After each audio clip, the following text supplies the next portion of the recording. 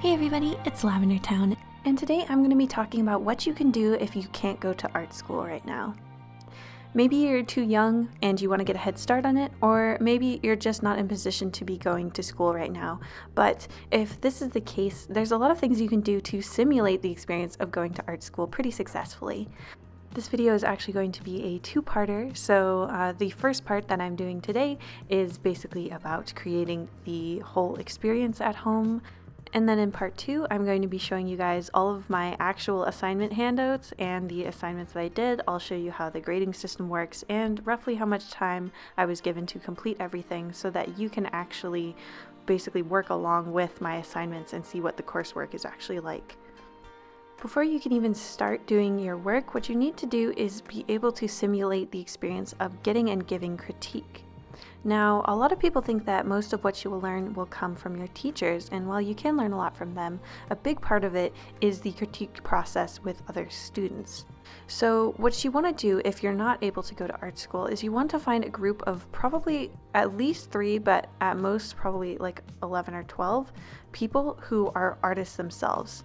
You don't want your family and friends to be the ones critiquing you because they are going to prioritize their relationship with you over giving you legitimate critique, and if they're not artists themselves, they may not know exactly what they're talking about, so you have to be careful of that as well.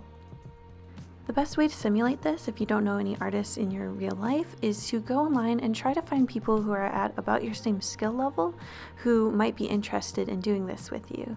You can reach out to them in your messages and try to find people who are around your same age range if you can as well.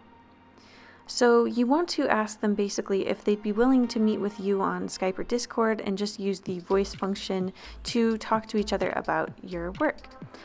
Basically, you just want to pick a time where you can show each other all of the work that you've done for that week and just try to give each other advice and critique as best as you can. There really is no wrong way to go about this, but I would say that the best way to do it would be to try to do it live.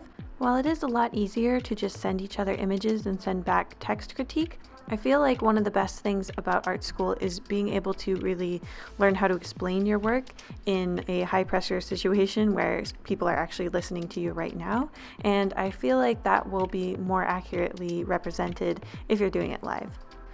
And if you're new to critique, a good way to go about it without hurting anyone's feelings is to do the compliment sandwich, where you first say something you like, then you give a suggestion on how to improve it, and then you end it with another thing that you like.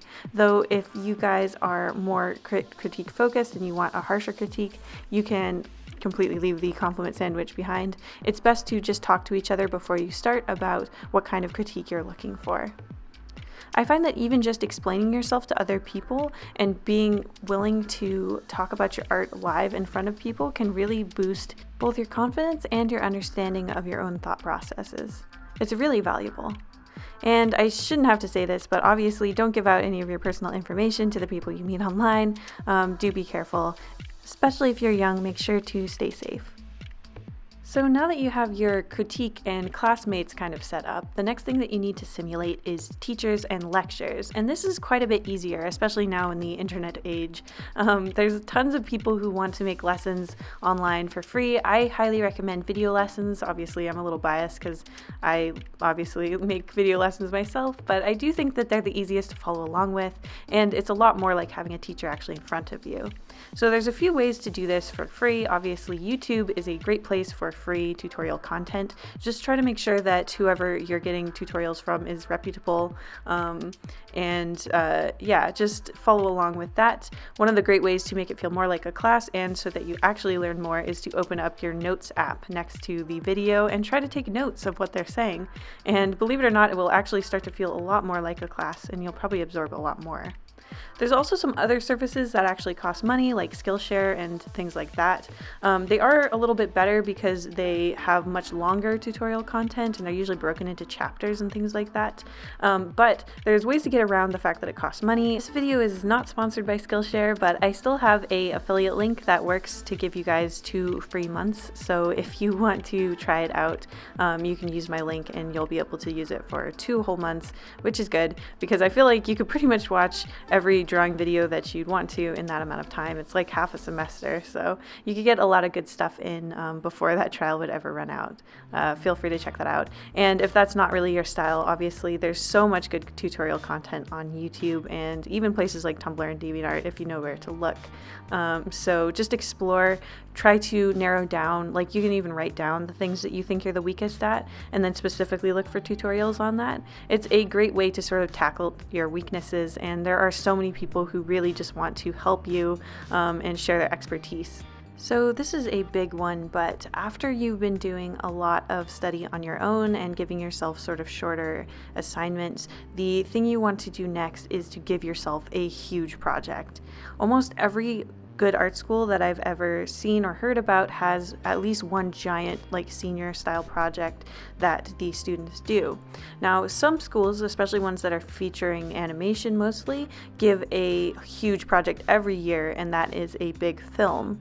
But there's a lot of different things that you can do. I recommend giving yourself something akin to like a children's book, again like a short animation, somewhere like between 3 and 5 minutes, even 10 minutes if you're really feeling extremely hard on yourself.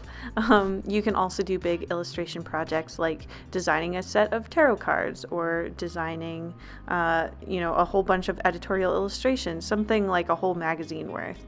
Basically, you want to give yourself a task that seems almost unachievably huge, and you want to give yourself a lot of time to do it, but you want to make sure that your deadline is the absolute last time that you can work on it. This is the proper way to simulate this whole senior project experience. I find that these are the most wonderful assignments ever, but if you're someone who has trouble managing your time or managing your motivation level, sticking to projects, this is going to be something that's going to teach you a lot. And it's going to be really hard on you too. You want to make sure that you tell a bunch of people who you care about that your project will be done by the date that you set. You need to have a certain amount of obligation on you because it's going to be really tough.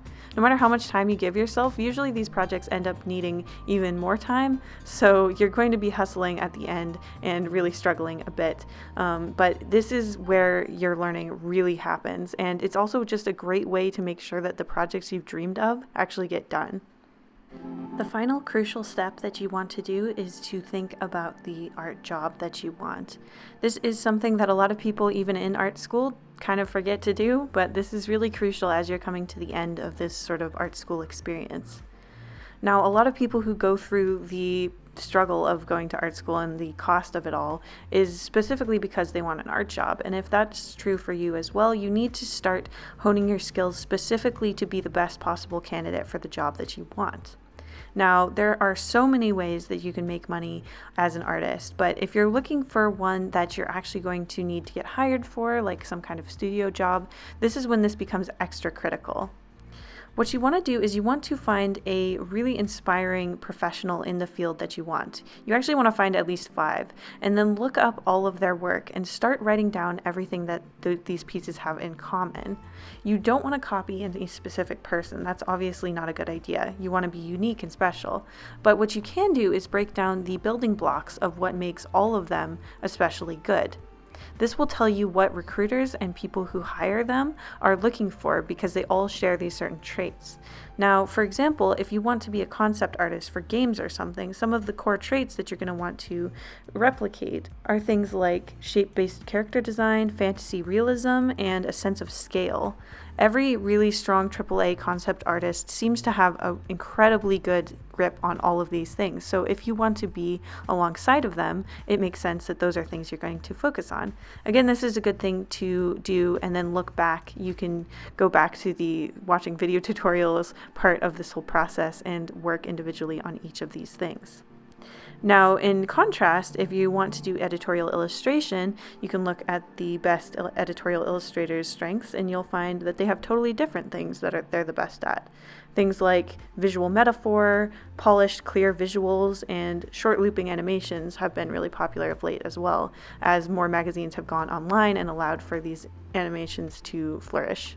I hope this was helpful to you guys, and I can't wait to show you all the assignments that I did back in art school. It's going to be a real blast of nostalgia for me and hopefully super helpful for you guys as well.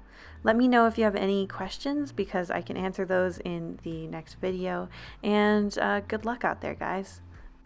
Big thank you to my patrons, including Cal Pompone, Kat Pupchino, Dr. Casket, Elizabeth Albin, HG, Hanuki, Hope Chilsum, JJ Jade, Blep, Blah Blah Blah Blah, Matthew Kunke, Micah Dactyl, Okamore, Ollie, Rachel Singh, Sergeant Pendulum, The Artsy Moose, Ya Boy ST, Zixith, and Zoe Stardust.